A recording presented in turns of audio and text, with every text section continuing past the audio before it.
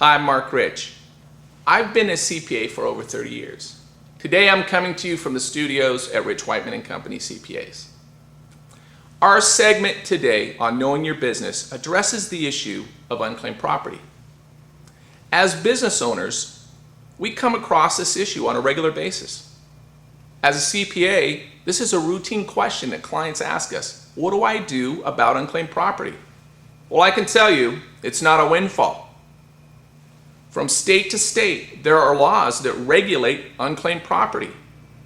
And as business owners, under state law, you have an obligation to locate the person or persons who own that unclaimed property.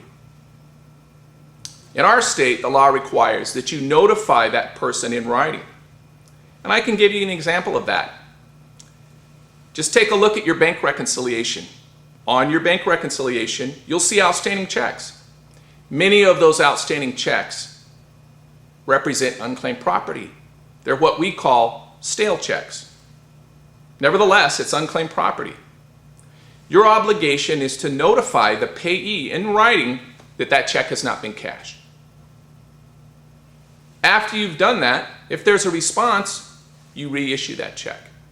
If there's no response, under state law, that property has become unclaimed property and must be remitted to the state. In our state, it's generally a 3-year requirement before that property is turned over to the state.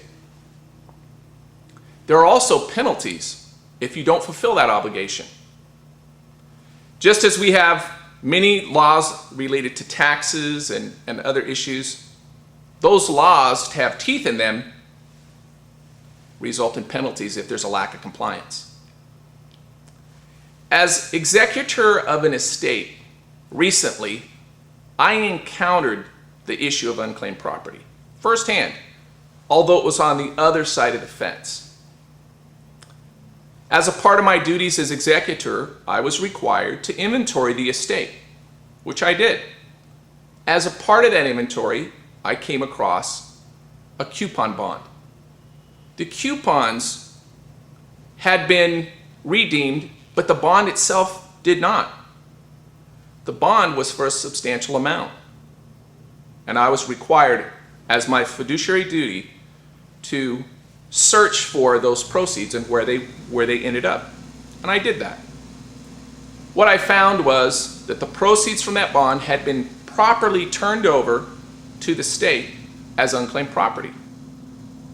After a process of numerous letters and verification, as you can imagine, I was able to redeem those proceeds and they came into the estate, the rightful owner.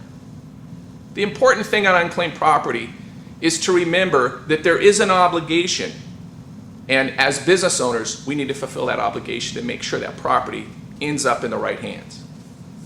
I'm Mark Rich at the studio with Rich Whiteman & Company, reminding you to know your business.